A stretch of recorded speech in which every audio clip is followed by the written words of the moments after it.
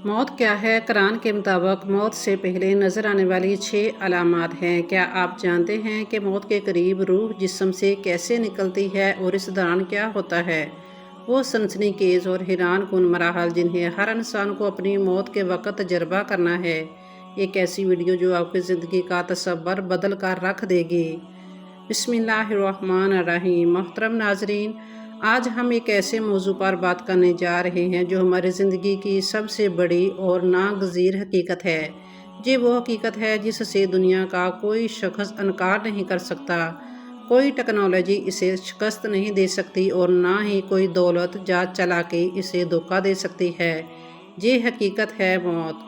हम अपनी आंखों के सामने रोज़ाना लोगों को मरता देखते हैं और ये हकीकत हमें ये बाबत कराती है कि हम कितने बेबस हैं। हमारे सामने हर चीज़ पर एतराज़ करने वाले हज़ारों लोग मिल जाएंगे, लेकिन मौत पर सब मुत्फिक हैं कि ये अटल हकीकत है जिसे कोई नहीं जुटला सकता। साइंस मौत को एक कुदरती अमल करार देती है जिसे रोका नहीं जा सकता, लेकिन जदीद तहकीक के मुताबिक मौत की तरफ ले जाने वाले बुढ़ापे के अमल को कुछ हद तक सुस्त ज़रूर किया जा सकता है। ताहम जहाँ साइंस की हद ख़त्म हो जाती है, वो रूह और उसके बाद के सफ़र के बारे में खामोश हैं। इसके बरक्स इस्लाम हमें मौत का एक जामिया और तफसीली तस्वर पेश करता है जो सिर्फ रूह के जिस्म को छोड़ने तक महदूद नहीं। इस्लाम के मुताबिक मौत एक मुकम्मल सफ़र है जिसके 6 मराहल हैं जो हर इंसान को अपने अमल के मुताबिक अपनी मौत के वक़्त महसूस करने हैं। उन मराहल का तजर्बा हर शख्स के लिए मुख्तलिफ होगा। किसी के लिए ये पुरस्कून और राहत बख्श होगा तो किसी के लिए इंतहाई अज़ियतनाक। मोहतरम नाजरीन, अल्लाह ताला कुरान मजीद में फरमाते हैं, कुल्लू नफ्सिन ज़ाइक़ातुल मौत, यानी हर जानदार को मौत का मज़ा चखना है। इस आयत में लफ्ज़ ज़ायका बहुत अहम है। खाने का मज़ा दरअसल उस शख्स पर मुनहसर होता है जो इसे चख रहा हो। इस तरह मौत का जायका भी हर शख्स के लिए उसके अमाल के मुताबिक मुख्तलिफ होगा।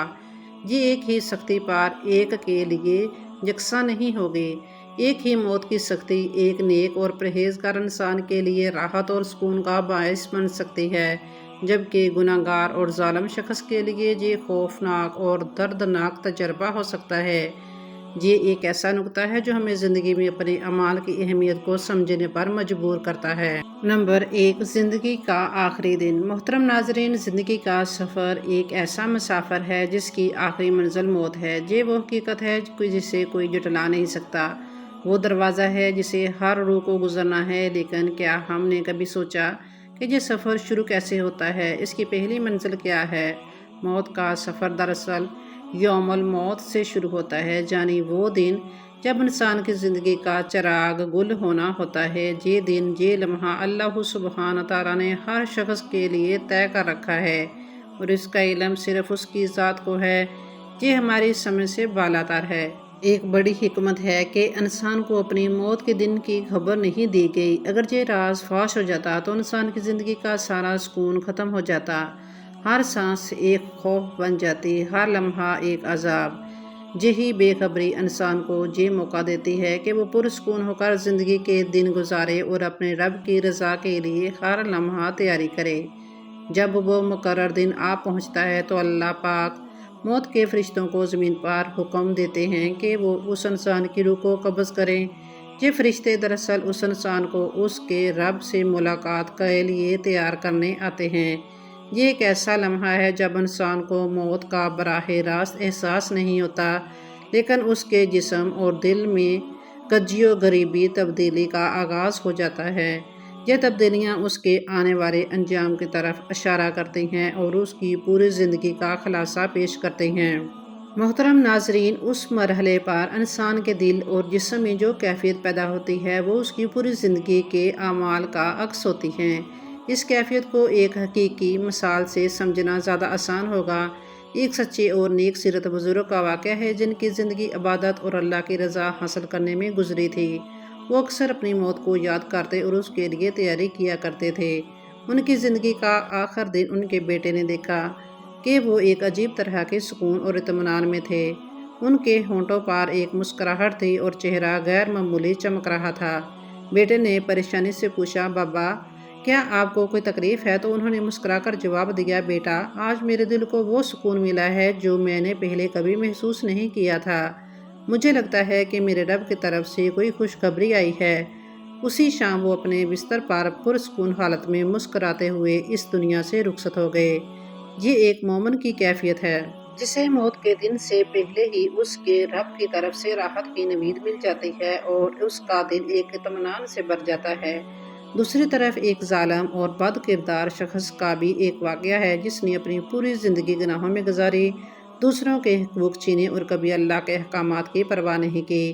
اس کی زندگی آخر دن اس کے رشتہ داروں نے دیکھا کہ وہ شدید بے چینی اور گھبراہٹ کا شکار تھا۔ اس کا دل بے تحاشا دھڑک رہا تھا اور اس کے سینے پر غیر معمولی بوجھ اور دباؤ محسوس ہو رہا تھا۔ وہ بار بار اپنے سینے کو تھامتا اور کراتا تھا، مجھے سانس نہیں آ رہی، میرا سینہ پھٹا جا رہا ہے۔ اس کی آنکھوں میں ایک شدید خوف تھا جو اس کے پورے چہرے سے عیاں تھا۔ اسی حالت میں اس کی روح قبض ہو گئی کیونکہ موت کا دن آنے سے پہلے ہی اس کا دل اس کے آنے والے عذاب کا خوف محسوس کر چکا تھا۔ یہ وہ کیفیات ہیں جو ایک گناہگار کو اس کے انجام سے پہلے ہی اپنی لپیٹ میں لے لیتی ہیں۔ محترم ناظرین، یہ مرحلہ ہمیں سکھاتا ہے کہ موت کوئی اچانک پیش آنے والا واقعہ نہیں بلکہ یہ زندگی کے اعمال کا نتیجہ ہے۔ اس کی تیاری اس دن سے شروع ہو جاتی ہے جب ہم اپنی پہلی سانس لیتے ہیں۔ قرآن کریم کی اس آیت میں اس مرحلے کی نزاکت اور حقیقت کو یوں بیان کیا گیا ہے، اور اس دن سے ڈرو جب تم اللہ کی طرف لوٹائے جاؤ گے، پھر ہر جان کو اس کے کیے کا پورا بدلہ دیا جائے گا اور ان پر کوئی ظلم نہیں کیا جائے گا۔ سورہ بقرہ آیت 241۔ یہ آیت ہمیں خبردار کرتی ہے کہ موت محض ایک اختتام نہیں بلکہ ایک نئے سفر کا آغاز ہے، ایک ایسا سفر جس کی منزل ہمارے آج کے اعمال پر منحصر ہے کہ ہم اس سفر کے لیے تیار ہیں۔ کیا ہمارا دل موت کے دن بھی اطمینان اور سکون محسوس کرے گا؟ محترم ناظرین، موت کا سفر پہلے مرحلے یعنی یوم الموت کے بعد اپنی اگلی منزل کی طرف گامزن ہوتا ہے۔ یہ وہ لمحہ ہے جب روح جسم سے نکلنے کا عمل شروع کرتی ہے۔ یہ سفر پاؤں کے تلووں سے شروع ہوتا ہے۔ روح آہستہ آہستہ اوپر کی طرف بڑھتی ہے، پاؤں سے ہوتے ہوتے ٹانگوں، گھٹنوں، پیٹ، ناف اور پھر سینے تک پہنچتی ہے۔ اس دوران انسان اپنے جسم میں ایک عجیب اور ناقابل بیان تبدیلی محسوس کرتا ہے۔ اس کے جسم سے قوت اور طاقت آہستہ آہستہ ختم ہونا شروع ہو جاتی ہے۔ اسے تھکن اور کمزوری کا احساس ہوتا ہے اور کھڑا ہونا ناممکن ہو جاتا ہے۔ یہ لمحہ انتہائی نازک اور پر اسرار ہوتا ہے۔ اگرچہ جسم میں یہ بعض تبدیلیاں رونما ہو رہی ہوتی ہیں، لیکن انسان کو اس بات کا احساس ہی نہیں ہو پاتا کہ اس کی روح جسم چھوڑ رہی ہے۔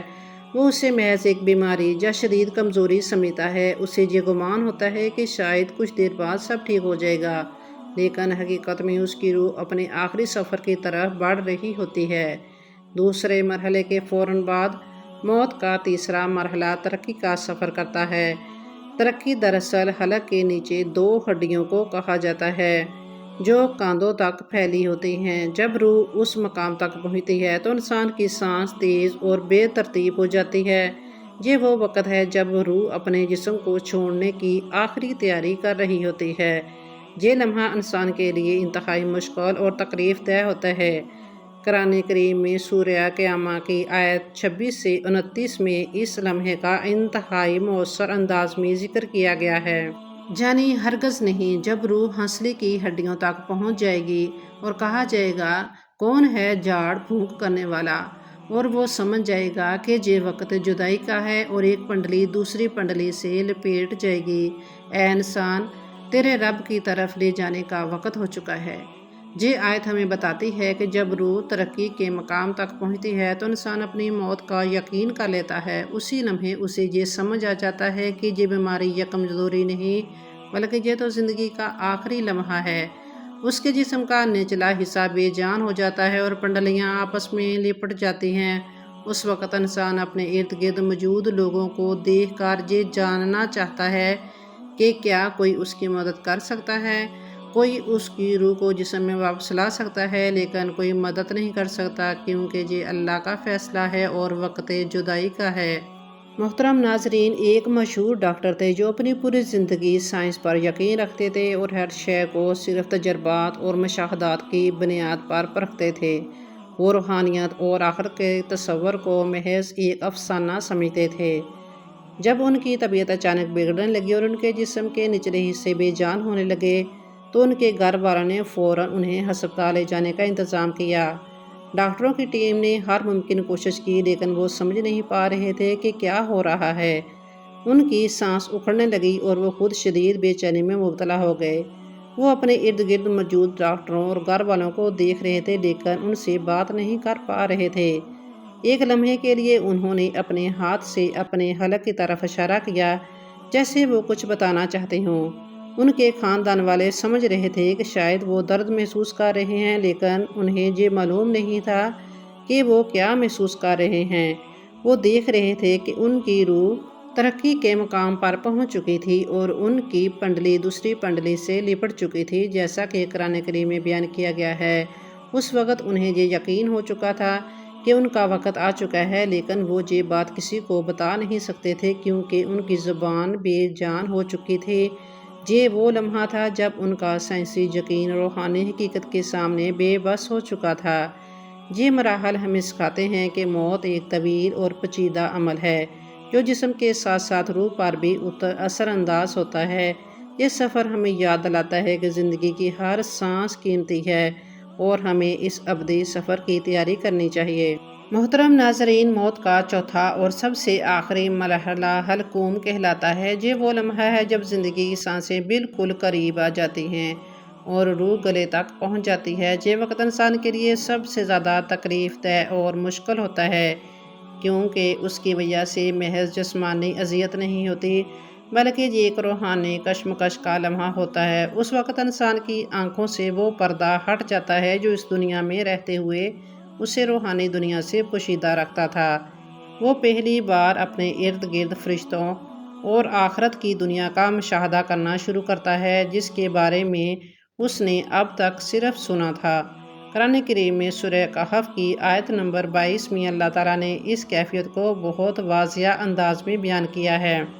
یعنی یقیناً تو اس سے غافل تھا، پس ہم نے تجھ سے تیرا پردہ ہٹا دیا اور آج تیری نگاہ بہت تیز ہے۔ محترم ناظرین، یہ وہ لمحہ ہے جب انسان کو اپنی پوری زندگی ایک فلم کی طرح اپنی نظروں کے سامنے سے گزرتی ہوئی نظر آتی ہے۔ وہ اپنے اعمال، اپنی نیکیوں اور اپنی خطاؤں کا حساب ایک ہی لمحے میں دیکھ لیتا ہے۔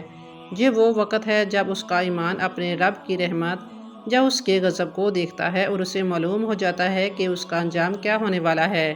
محترم ناظرین، یہاں ایک اور حیرت انگیز حقیقت یہ ہے کہ اس انتہائی نازک اور تکلیف دہ لمحے میں بھی شیطان انسان کو گمراہ کرنے کی کوشش کرتا ہے۔ وہ آ کر انسان کے کان میں سرگوشیاں کرتا ہے، اسے اپنے رب سے مایوس کرنے کی کوشش کرتا ہے تاکہ وہ موت سے پہلے آخری بار کلمہ کفر پر مر جائے، لیکن اللہ پاک نے اس سے بچنے کا راستہ بھی ہمیں سکھایا ہے۔